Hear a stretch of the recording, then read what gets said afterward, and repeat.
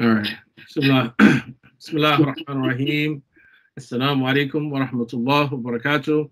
My name is Dr. Abdullah bin Hamid Ali, and I'm the founding director of the Lamppost Education Initiative, and one of the individuals who is responsible for the Black American Muslim Conference, which this year is the second that we are holding. And this year's theme is strengthening families and communities. And so we'd like to welcome all of you from wherever you have come from, for attending, for tuning in. And we hope to start this conference with a short conversation with one of our elders, Dr. Amina McCloud, who is the professor of religious studies and director of Islamic World Studies at DePaul University. She has contributed in the past and last year to the conference, and in other ways she's contributed greatly to our efforts. So we're very appreciative and very grateful for all of her contributions. And we definitely appreciate her wisdom when it comes to trying to frame the conversations that we hope to have during this particular weekend, inshallah. So, Dr. McCloud, I'd like to welcome you. Assalamu alaikum wa rahmatullahi wa barakatuh. Wa alaikum salam. It was unfortunate, once again, that, of course, you weren't able to make it physically. We hope to remedy that in the future. But I wanted to get your feedback about the schedule, about the number of the titles, and in particular, those panels where we will hopefully be having very important conversations about multiple issues. I wanted to see what sort of issues that you think are important for us to be very concerned about and sensitive to, what sort of questions you think are important to have answered or to be asked, et cetera, et cetera. So the floor is yours, inshallah, and I'll try to interject whenever I feel that's necessary. Bismillah. Okay, I have looked at the schedule, and I think it's a wonderful set of workshops and, I don't know, small conversations. And it seems to me that they fall in three categories. Mm-hmm. One is our concerns we have with family and marriage and divorce. The other is a set of concerns we have with the large and multi-ethnic internal Muslim community in America. And another set really regards I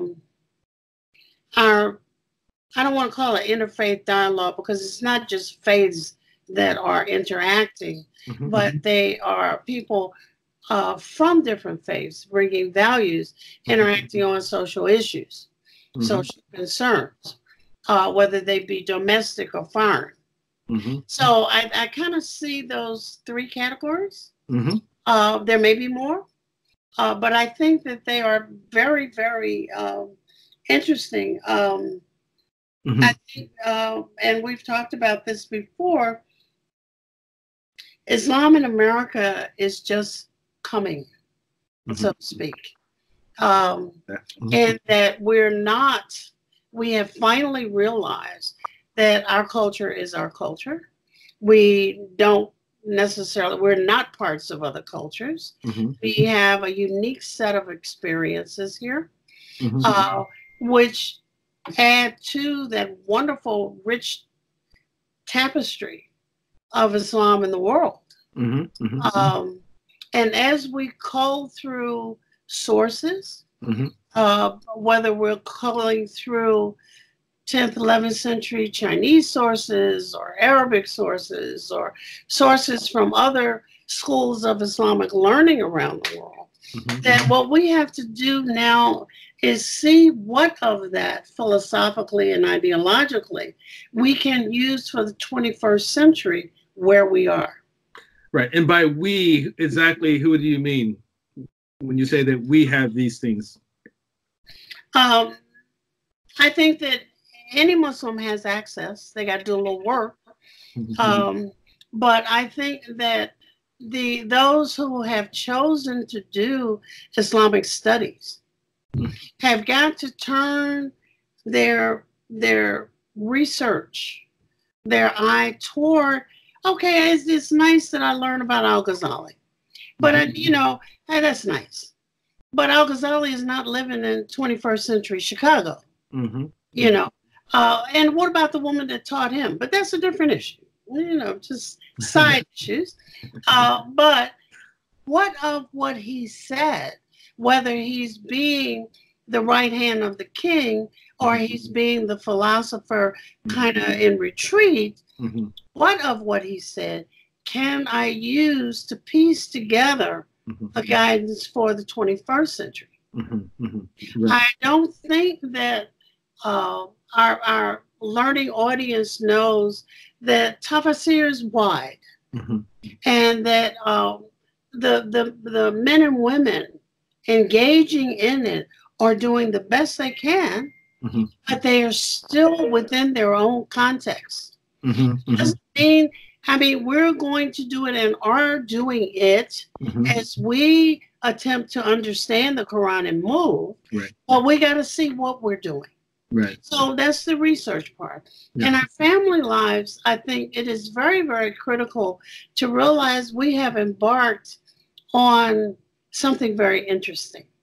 In that, in other times, we would have married, for example, men and women that our families knew. We met at college, you know, this, that, and the other. But now we have some more requirements, one of which is that they be Muslim, which may mean that we don't really know them.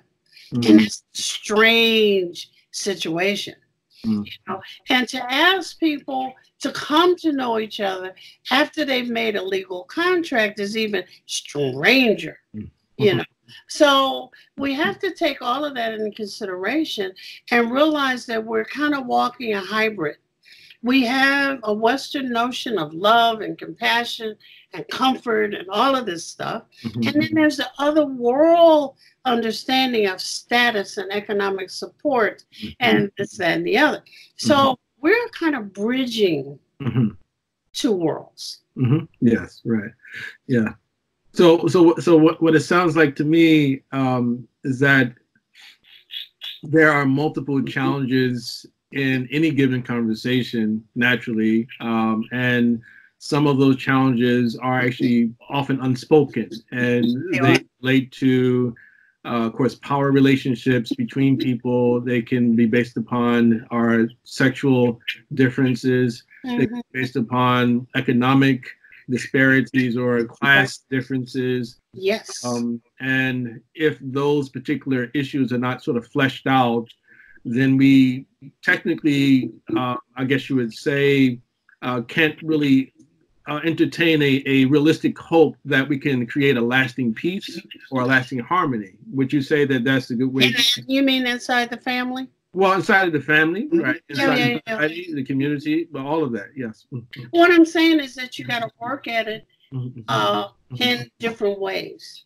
You know, early in African American history, it was understood that African American women had a greater chance of being educated and employed than African American men. Yes.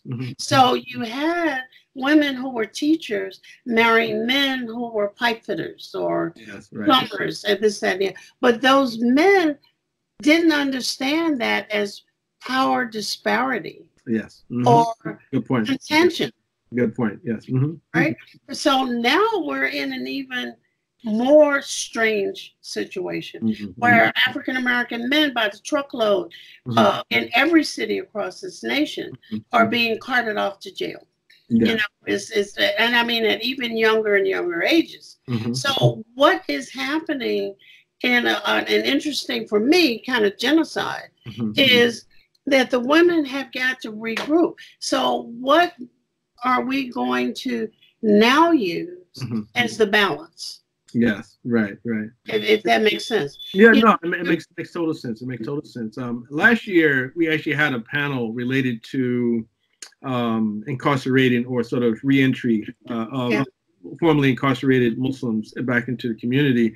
Of course, that in itself is going to remain a major, I guess you would say, concern in our conferences. This year, we don't have that type of panel. because we wanted to expand the theme, make it a bit broader, and hopefully deal with some issues in such a way that eventually they may address this particular crisis that does exist with regard to incarceration. But at any rate, there is definitely, I guess, a couple of the panels related to marriage. One panel is on the topic of polygyny.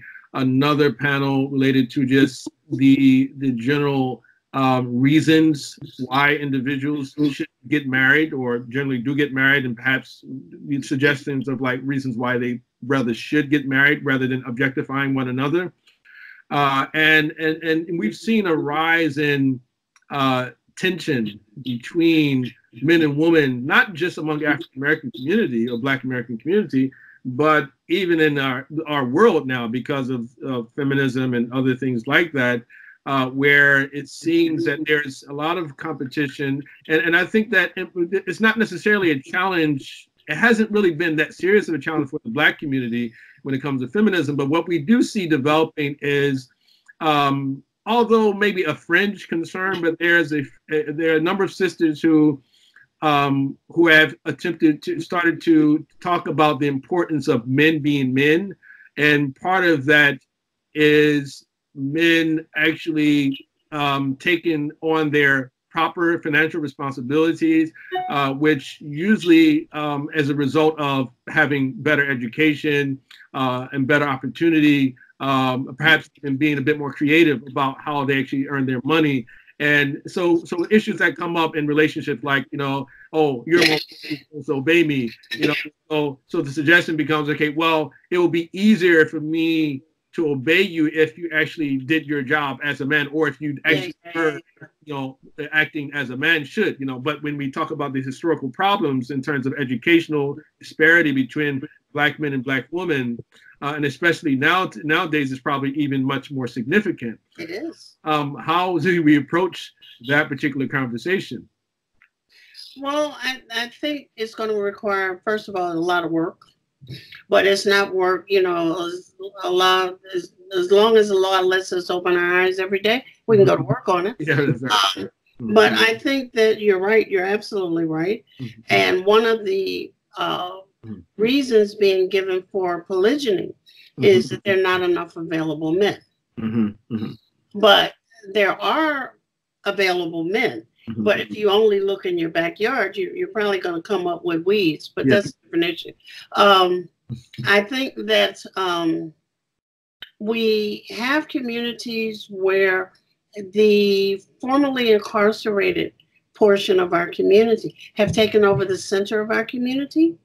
And those men who acquire skills and education don't want to hang out. So you don't see them. Yes. They show up to give zakat, or Eid al-Fitr, but you don't see them short of that, Juma. You don't see them or know that they're there. That's one thing. The other part is that we can't forget that we're a subjugated community. Yes. And the subjugation is deliberate and by design. And you can't give in to, within reasonable limits, what does acting like a man mean? You can have the best man on the planet who is God-fearing and has a great job and has an accident. That's right. Does that mean you chuck him out the window because he has an accident? He no longer has a job, and Trump took away the darn medical insurance. You see what I'm saying? Yeah. You got to look at a long term, because you're not always going to be young getting married. It's going to also be older and having to navigate the vicissitudes of old age. Yeah, good point. She don't look like she did when I married her. Yes, she put on 30 pounds. His face dropped. All of these things come into play. People's sexuality changes. Their eating habits change. What they're interested in changes. So you got to look at marriage as a long-term investment. Yes. Not designed to be a honeymoon forever. One set of things. How we navigate the economic disparities, how we talk about in future conversations, because they are serious and they're only going to get worse. Right. How we learn how to be compassionate with one another. Yes. You know, because that might, you know, it's the old saying, that might be your test. It doesn't mean that you're supposed to have every test. That's right. But, you know, you still have to learn how to be compassionate.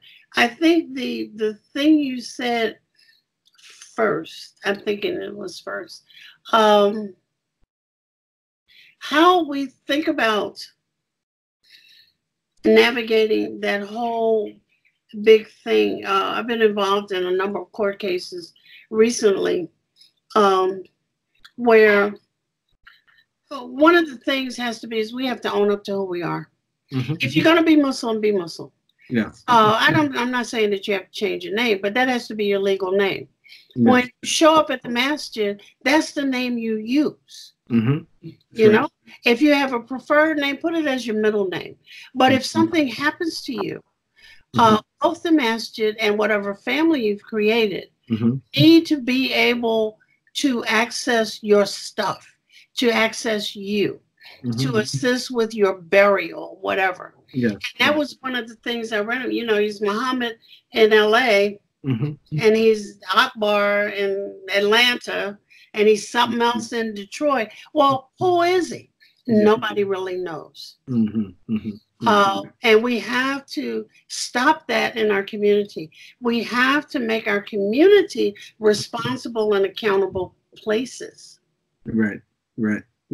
Yes, I agree. That'll help a little bit. People can't show up. I'm not saying, you know, for mothers and fathers who've got kids waiting to be married, I would suggest you do a background check. But because you don't want your child marrying someone who's unsavory. Yes. Presents in one way, but is actually someone else. Yes, right. And is using the Muslim community to hide in. So we have some issues about which we just need to have conversations. We haven't had those conversations. Right.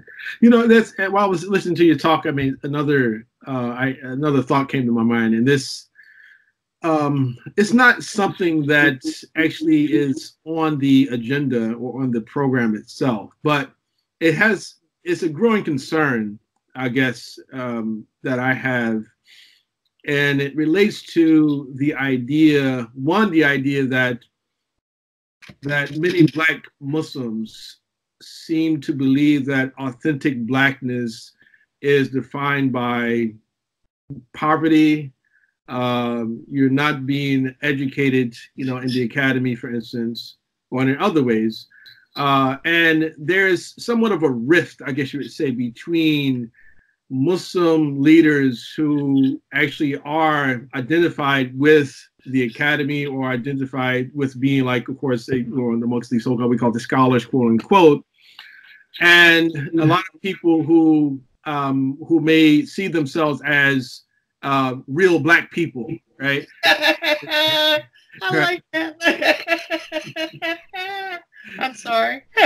No, that was. I think you get my point. You get my point. But again, that's what my sense is that's what people sort of feel, that those particular type of Muslims or people, Black people in general, see themselves that way. I mean, you have any thoughts on that? Well, you know, any community, irrespective of its ethnicity, has people at all levels of life.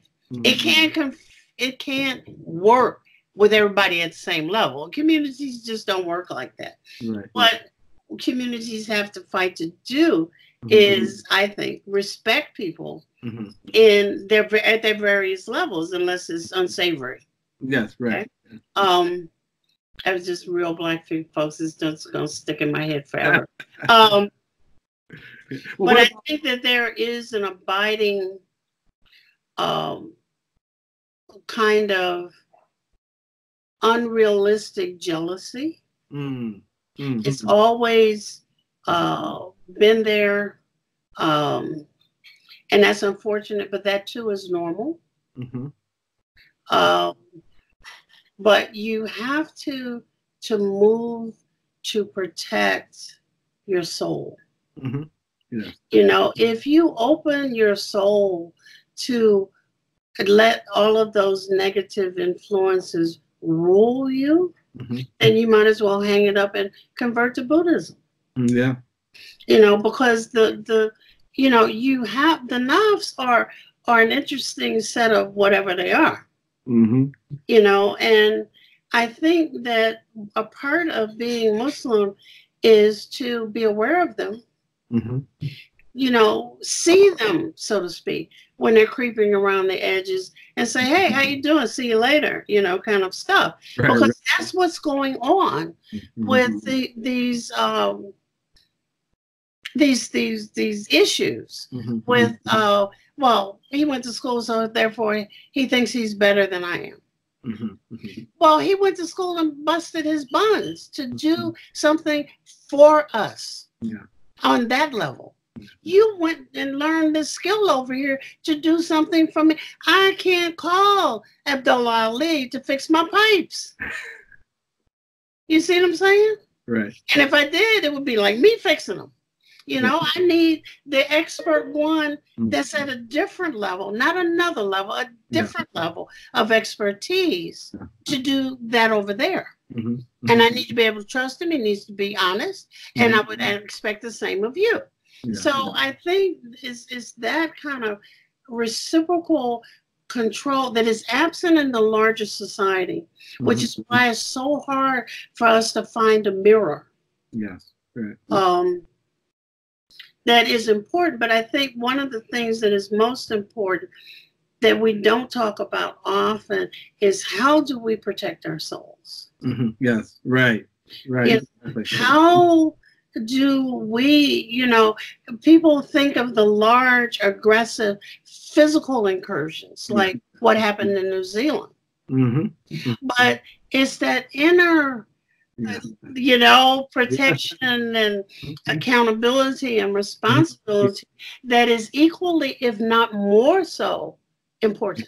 Yeah, and I'm very glad that you mentioned this part, because I've actually gotten into trouble in the past because I've said certain things about our community, or I would say sort of attempting to get members of our community to accept some sense of self-responsibility for their plights at certain times, rather than constantly just tell them that Amina said it, and I'm repeating her.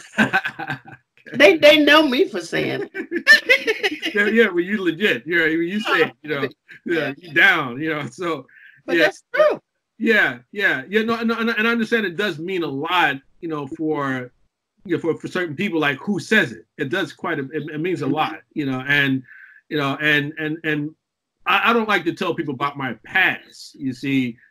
And so, and I think perhaps because I don't tell people about my past, they always get this impression I was born with this, you know, silver spoon in my mouth, and I just always where I am. You know, there's some people I think that way. Yeah, I worked hard. I did work hard. You know, but the point I'm trying to make here is this: is that like, for instance, if you look at the Nation of Islam, like Louis Farrakhan, and you look at, of course, Malcolm and others, they were able to do this. Is that they themselves, they found it easy to both be critical of white people and the system, and also be critical of Black people at the same time, without losing the sense that they themselves were traitors to their own race, right? You see, and I'm just wondering, it's like, why is it so difficult for non-members of the nation and others like that to do the same? You know, what is it that we could potentially do to actually have a similar type of appeal without having to make our people feel completely as if like all of their problems are a result of something above them, right? You see, some of the problems are, there's no doubt about it, but like not all of their problems. You know, in this current thing, and I'll make sure you get a copy, that I'm doing on looking at Malcolm X, one of the things in talking about the Raqaba and all of these other things that I have to talk about is to explain to the reader. Malcolm could not, even if he had known, use those terms. They would not have made any sense to his audience. Yeah. I think a lot of times we have fought so hard to master Arabic, to master the sources, and in that world, it flows off your tongue and what it does is it glazes people over. It separates you from them. Yes. And that's not what you want to do. A team of us were it's been a number of years ago now, dedicated, well, we weren't dedicated, we were asked to work with Minister Farrakhan on Quranic knowledge. You know, now his job for his audience is to translate what we've taught him. But in the process, we had to learn to translate what we know. Yes. You know, and that's the difference. That's what you gotta do. Yes.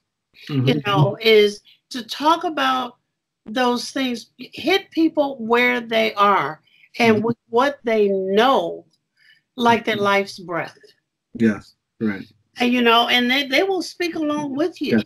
Right. About whatever the issue is. Black folks know that they're responsible for half the crap that happens to them.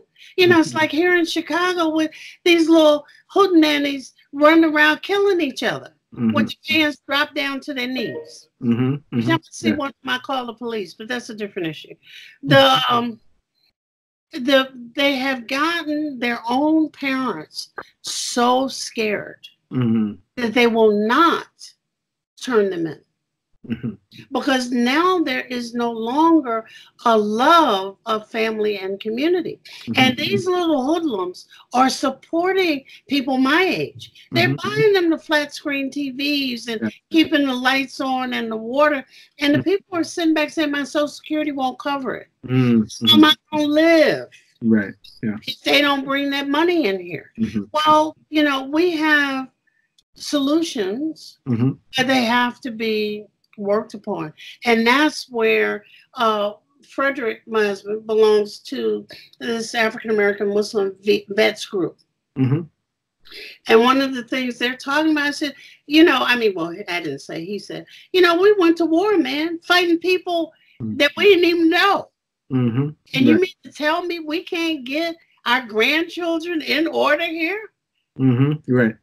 You know, so it has to come from within. Yes. Might require, and hopefully Lamppost will have many sensitive conversations in the future. And people may not like, folks do not like to be called on their stuff. Yes, right. You know, that's the newest thing now. I'm not responsible for anything. Right. Somebody did it to me. Yes. Right. You know, it's like reparations, you know. And if you ask people, I've said, after you get the check in the mail, what you going to spend it on? They're not talking about a pot somewhere they're going to put all these checks and build something that's sustainable. They're talking about the shoes they saw, the pocketbook. I can get a car. You know, I mean, it's what we've been reduced to without guidance. Yes, right. Yeah. So I have one last question before we leave today. This is related to the trying to bridge the divide between the Black community and what we generally like to refer to as the immigrant community, which a lot of them don't like to be called the immigrant community. You know, and so last year we had a panel on that divide, and all the panelists were Black Americans. This year we have a special panel, and we mixed it up a bit. You know, so we actually have, you know, one Arab, one Indian, one of Arab descent, one of Indian descent, one of white American brother as well.